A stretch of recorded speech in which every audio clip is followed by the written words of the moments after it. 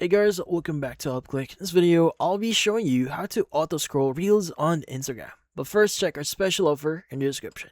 Let's get started. So if you want to auto-scroll here in Instagram, well, there are a few things that we need to understand. Now, this is quite a fairly new feature added into, let's just say, on Instagram. So some accounts may not have it. So the first thing that you want to guarantee is you have the latest app or the latest version of Instagram installed. So yeah. So in here, what we need to do is let's go open up Instagram and let's go and just visit our Reels. So at the very bottom, you should see the Reels button. So let's go and just click on it.